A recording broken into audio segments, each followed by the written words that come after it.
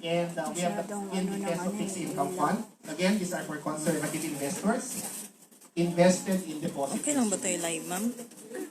So, if you Dinala ko sana are yung a stand ko. newbie Akala ko kasi investor, hindi. kasi ang experience nyo lang po is basically deposits.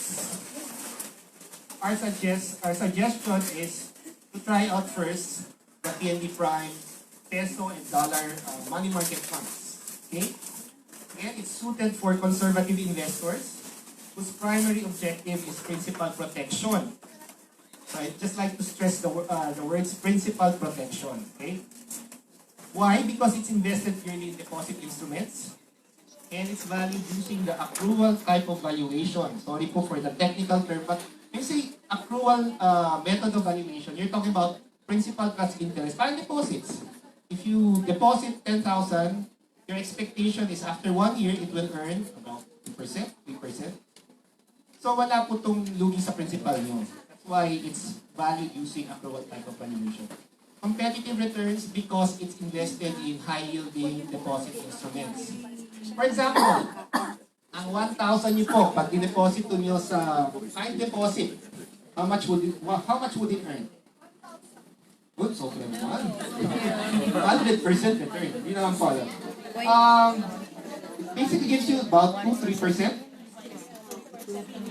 Pero yung sinasabi kanina, pooling concept, if 1 billion placement in the same type of deposit, diba?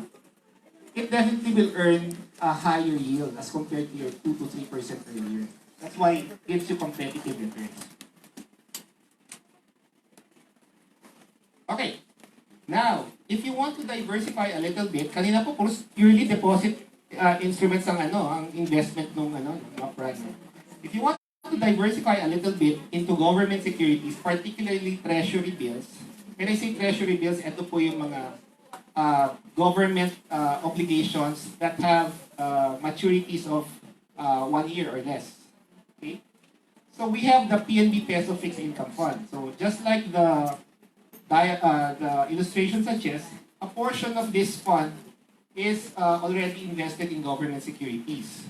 So currently, the portfolio of the PNB Peso Fixed Income Fund is, I think, 70-30. 70% deposits and 30% government securities, particularly treasury bills. Okay? Okay, let's just discuss to you a little bit about the basic product features of each fund. So in terms of minimum initial participation, so that's the initial requirement para makapasok kayo sa fund. Additional participation, once you open an account, nagpasok na kayo 10,000, the requirement is also 10,000 pesos. Maintain balance at any point, dapat meron tayong ganong amount dun sa fund. No? It's only 10,000 pesos. So using a conversion of 6.5 to 6.5, tama po ba? 6.5, 6.6, something like that, no? It's about 1,500 Hong Kong dollars, if I'm not mistaken. Kaya po ba? 1,500 Hong Kong dollars? Yes. Kayang-kaya, no? So, Miss Cathy, ha? Monday. Two-place na daw sila. Okay. For the PNB Prime Dollar Money Market Fund, it's $500 US. Okay? In terms of holding period, it's just 5 banking days. So it's basically parang wallet na lang po, no? After 5 banking days, you can get out of the fund. Okay? For the dollar, it's 30 calendar days. Trust fee, it's 0.5%. Very minimal pong trust fee. I think you've heard about mutual funds. Somebody was asking me earlier, ma'am, no? I think he has investments in mutual funds, no? One of the difference, when you compare mutual funds and UITFs, in UITFs, meron po kami management fee. But I think for mutual funds, they have front-end fees, front load fees, back-end fees, na medyo mas malaki ang cost niya when you invest in mutual funds. Settlement date is equal 0. So, you want to redeem your investments. For example, gusto niyo mag-redeem, no? If you will redeem before the 12 noon or 11 a.m. cutoff time, the proceeds of your redemption will get credited to your PNB settlement account by end of the day. So, around 6 p.m. to 7 p.m. credit na po yung investments. Okay? And just like what I mentioned earlier, um, for the PNB Prime and dollar money market funds, invested purely in deposit instruments like time deposit in PNB and time deposit in other banks. Baka may magtanong, no? Bakit hindi nyo lang ipasok lahat sa PNB, PP? Kasi taga PNB naman kami, di ba? So there's this rule, it's called the single borrower's limit. It mandates that you can only invest in a particular issue up to 15%. So hindi ka pwedeng magpasok ng full PNB. Diba? So that's diversification for you already. Any questions so far? Para ka ganun lahat, nakakunod lahat ng noo? Yes, ma'am. Oh, hirap na naman yung sensor. Sa term na UITF at saka mutual fund, kasi may nabasa po ako kanina na UITF or mutual fund, but they are almost the same. Almost the same. Major difference is UITFs are being regulated by the Bangko Sentral ng Pilipinas. Mutual funds, SEC, Securities and Exchange Commission. Fees, mas madami silang fees. Yes, marami talaga. And of course, the distribution channel, UITFs are being distributed by banks. Mutual funds are by agents, brokers. Charges ang mutual fund. No, trust me lang. 0.5, this is very at 0.5%. Okay? Any more questions? Para matanggal yung punot sa noo. Okay? This is the performance of the the money market fund so far. You will notice it's very competitive. Year to date, when you say year to date, na-mention mo ba na year to date here?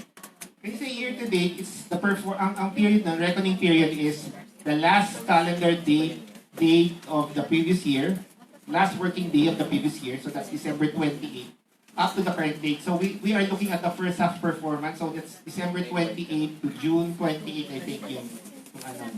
It's doing at 1.92% year to date and 3.23 for the full year. If you want to compare it to another instrument like a time deposit, I just want to stress that these are already net of withholding taxes and fees. Okay? So if you want to compare it with deposits, dapat po i-gross up niyo yung deposits by 20%. Ang withholding tax ng deposit sa Philippines is 20%. And for dollars, I think it's 7.5%. Okay? So if you want to compare it with a deposit, siguro that i-gross up natin ito ng 20%. Yes, ma'am.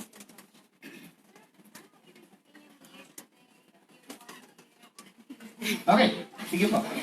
Explain ko ulit. When you say year to date, ang reckoning period po niyan is yung last working day of the previous year, so December 28, 2018 up to June 28, 2019. So yung 2019 first half performance po niyan is 1.92 net of fees and net of taxes. Year on year, basically June 28, 2018 to June 28, 2019.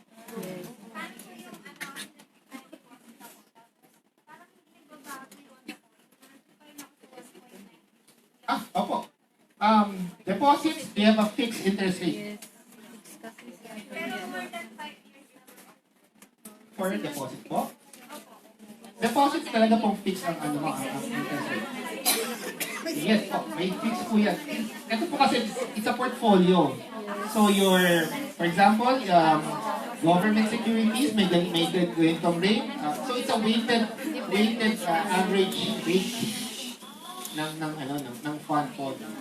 Again, just to emphasize, our funds, hindi lang po isang deposit lang, no? So, marami pong laman yung portfolio ng investment natin.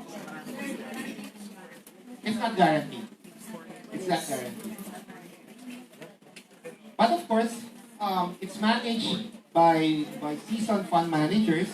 And for this one, it's deposits lang po ito eh. So, Normally, again, for the prime peso, prime dollar money market funds, it's valued using the accrual method of valuation. So wala pong any chance of principal loss. Okay? Any other questions? Yes. Okay.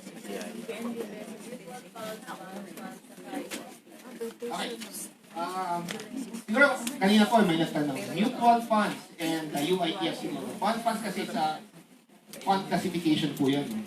Again, UITFs being regulated by the BSP, Bangko Sentral ng Pilipinas, mutual funds by the Securities and Exchange Commission. UITFs are being sold by banks in po distribution channel niya. SEC, mutual funds being marketed by mga brokers, mga insurance agents, mga agents. You can always monitor it sa PNB website. There's also a third-party site, we call it the www.uitf.com.ph. You can monitor the prices of each fund. So we publish the prices for money market funds at 4 p.m. Tapos yung bond funds and equity funds, we post it at around 7 p.m. Kung ganun kayo talagang masigasig at gusto nyo makita ang presyo, you can always go to the PNB website. Okay? Okay, so if there are no more questions on the money market funds, we can proceed to bond funds. Now, if you want to further diversify your investments, our suggestion is for you to invest in bond funds. You say bond funds, medyo mas diversified the portfolio. It's invested in deposits, again, government securities, and corporate bonds. Okay? So again, we're talking about San Miguel, Petron, Ayala, and all those big companies. Okay? So for PNB, we have two. We call it the PNB Peso Intermediate Term Bond Fund and the PNB Profit Dollar Intermediate Term Bond Fund. Okay?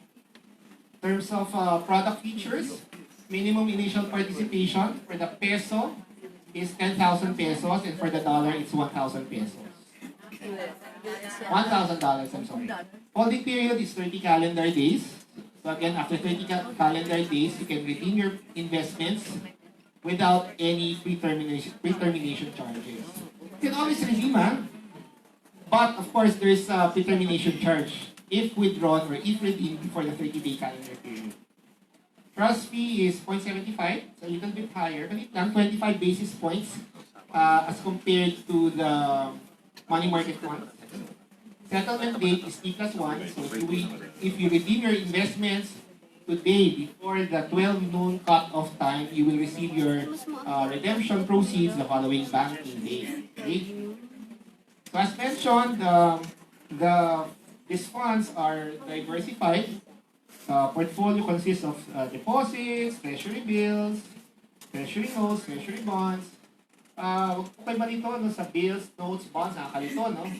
It's basically, maturity period lang yung pinagkaiba. Bills, normally it's 1 year. Notes, 2 to 10 years. And bonds, I think more than 10 years.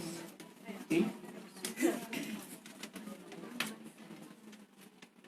In terms of performance, it's doing a little bit better as compared to our money market funds. It's doing 3.28%.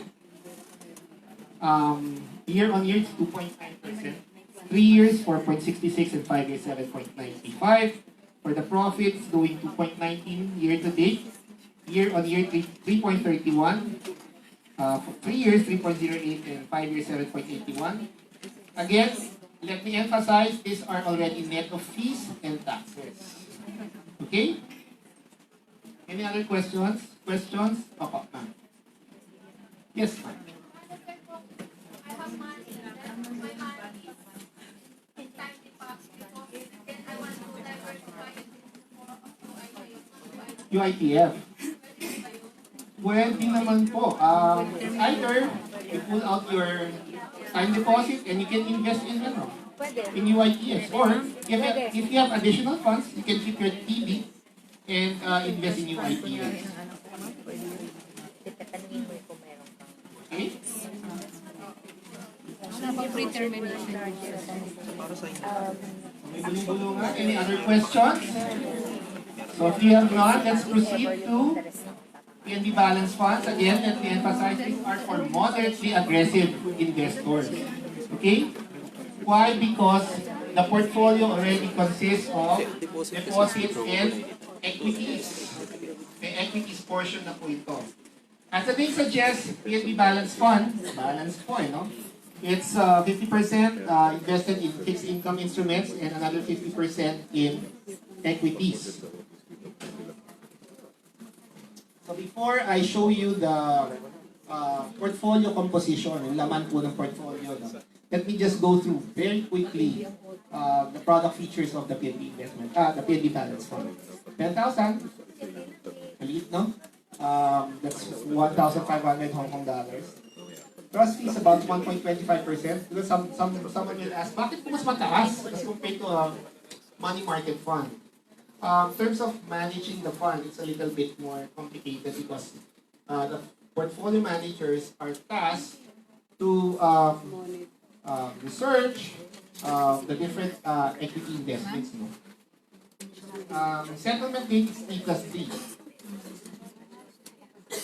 This is technical term time plus 3 to eh. So, kunyari today, nag-redeem ka, you have to count 3 banking days before you receive your redemption token.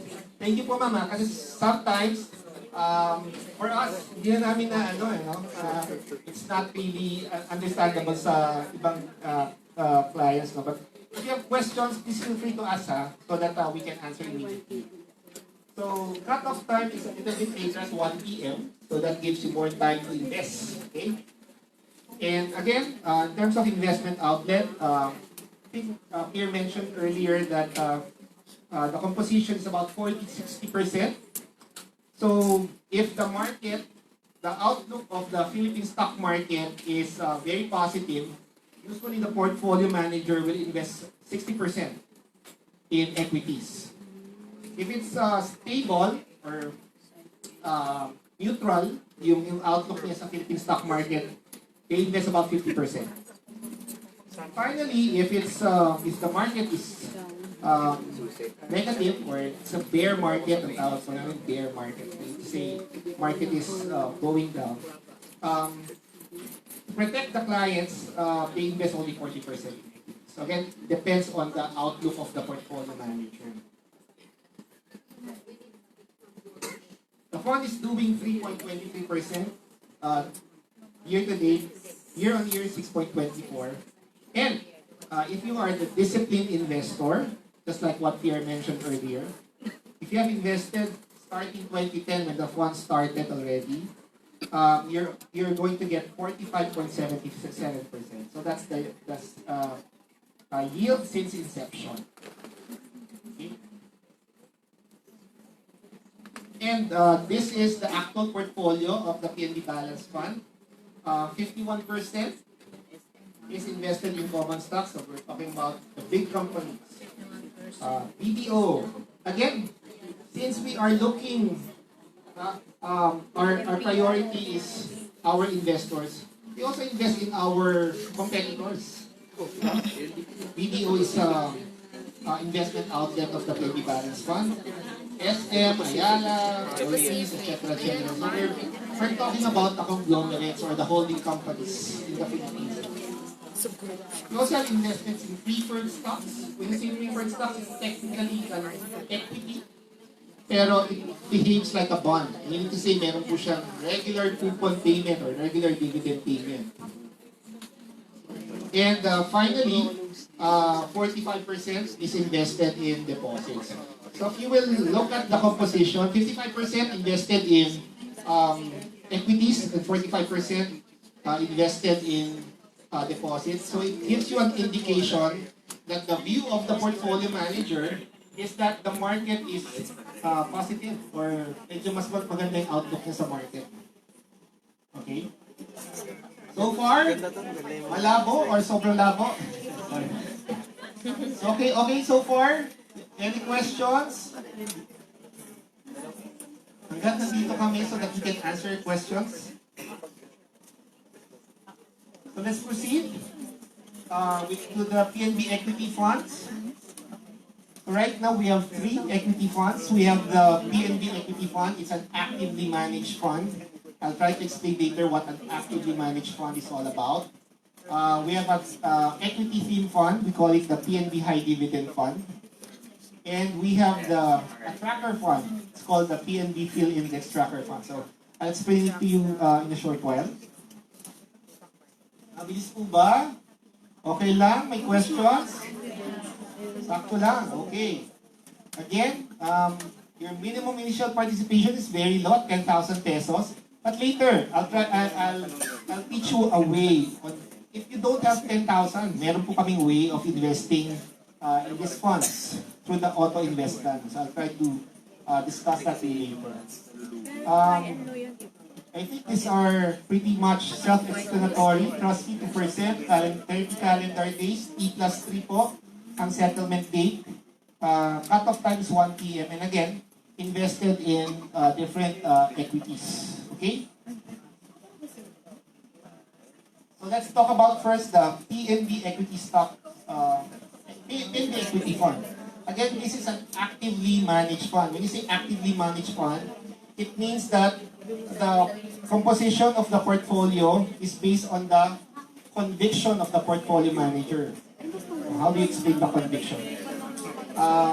Based on his belief kung ano po yung portfolio composition ng stock. Of course, it's pretty clear hindi niya pwede magsabi, gusto kong investment na to, therefore I'll put it in the portfolio of the PNB Equity Fund. It's pre-cleared with the Investments Committee of PNB and the Trust Committee of PNB. Okay? So again, you're talking about the big guns. Ayala Corp, BDO, BPI. Hindi ko po rin promote ang competitor namin. But again, I just like to emphasize that if we think that these companies will give our clients a higher earning, we will invest it even in our competitors. Jollibee. Ilan na po ba ang Jollibee dito sa Hong Kong? 3. Okay. Meralco, Mega World, Pure Gold, PLDT. I think these are all companies that are familiar to your ears. Okay?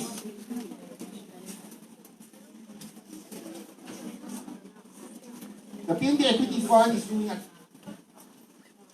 8.47 year on year. Year to date, it's 5.78.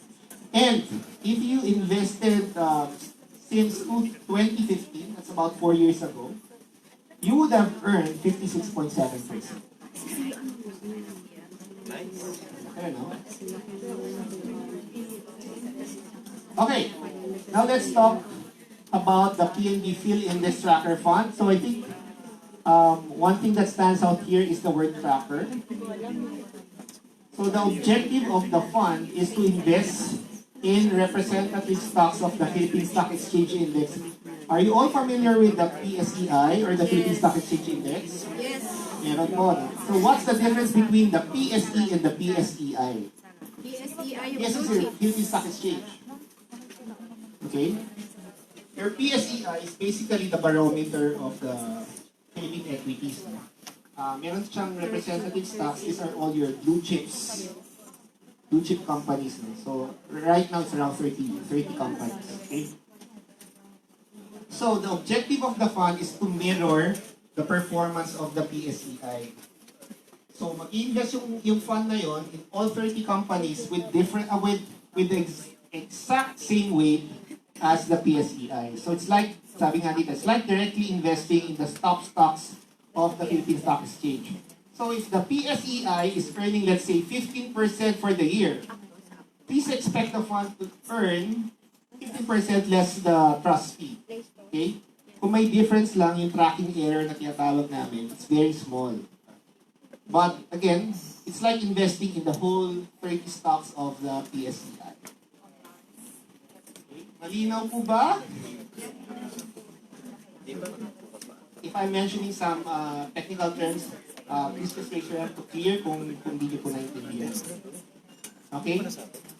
So right now, this is the whole universe of the Philippine PITF. Phil Index Tracker Fund. If you will count, these are all 30 companies that belong to the PSEI. Then these are all the blue chip companies, all companies that are very familiar to your ears. Okay? PNB. Mukhang hindi siya kasama yata sa ano. Sorry.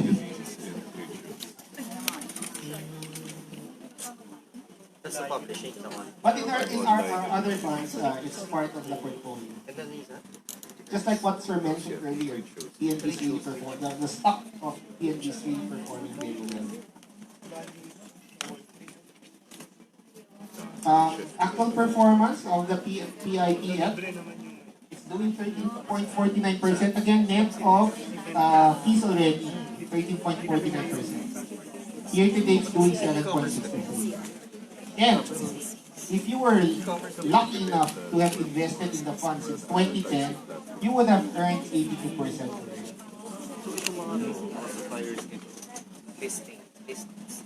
This is an ad that we posted in our Facebook page.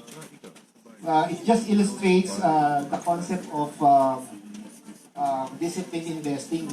If you have invested in 2008, the market at that time was only 1,872.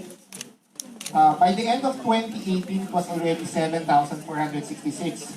And if I'm not mistaken, it's well above 8,000 pesos right now. Okay?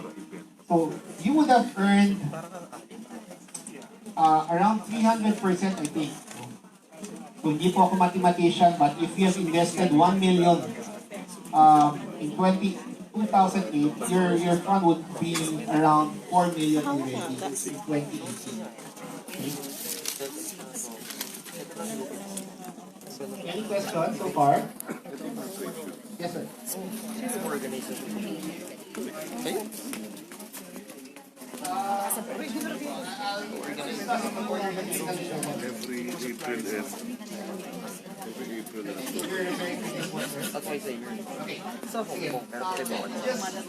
Just describe to you what the PNB High Dividend Fund is all about.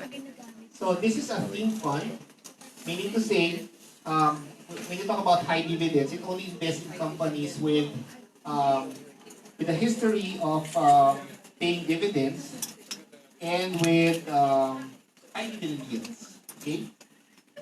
So you will earn from this fund from a combination of a consistent dividend and yung capital appreciation. Okay.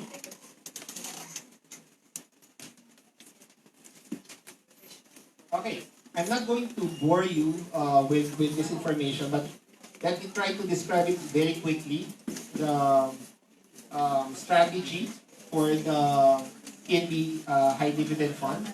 The first parameter when we are selecting our funds is liquidity. So we're talking about tradability, meaning to say dapat yung fund po is actively traded for 20% of the total trading days.